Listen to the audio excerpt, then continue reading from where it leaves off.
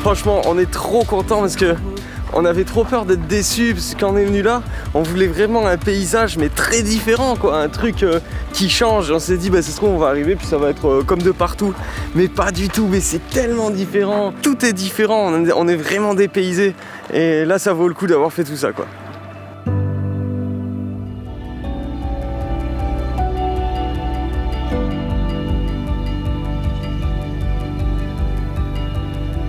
Les îles éoliennes, cette destination que l'on attend depuis si longtemps. Cela fait 2 ans que l'on rêve de ce voyage. On nous avait beaucoup parlé de ces îles volcaniques de Sicile et je n'avais volontairement regardé aucune photo, aucune vidéo pour me laisser la surprise. Et force est de constater qu'elle fut totale. De retranscrire l'émotion du moment.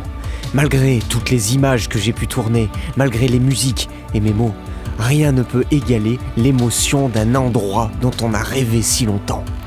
Il manque les odeurs si caractéristiques du soufre, les reflets sur les roches magmatiques, mais surtout, il manque cet incroyable sentiment d'être ailleurs et dans un autre temps. Le temps paraît s'arrêter, comme si il vous laissait quelques secondes pour profiter de l'instant.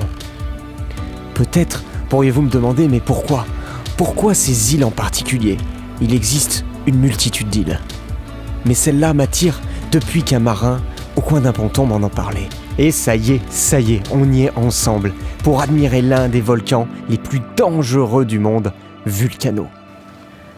Franchement, on est trop contents parce que on avait trop peur d'être déçus parce que quand on est venu là, on voulait vraiment un paysage mais très différent quoi, un truc qui change. On s'est dit c'est ce qu'on va arriver puis ça va être comme de partout, mais pas du tout. Mais c'est tellement différent. Il y a des roches magmatiques de partout, il y a le volcan qui fume là-bas, les plantes, les cactus, tout est différent. On est vraiment dépaysés et là ça vaut le coup d'avoir fait tout ça quoi.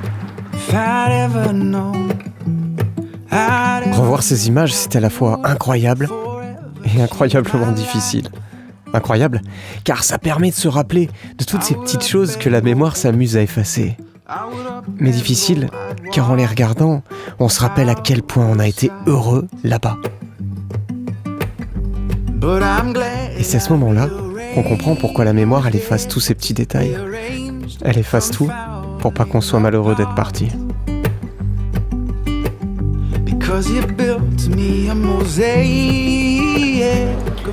Quand j'ai tourné ces images, je pensais vous parler de l'histoire de Vulcano et non pas de notre ressenti du moment. Mais en faisant le montage, la nostalgie reprend le dessus. Et même si on navigue souvent dans des endroits magnifiques, celui-là a gardé une petite partie de nous. Là, on est dans les sources d'eau chaude. L'eau, franchement, elle doit être à 40, c'est trop bien. On se croirait dans un jacuzzi avec les petites bulles. Ou alors c'est nous qui avons laissé une petite partie de nous là-bas.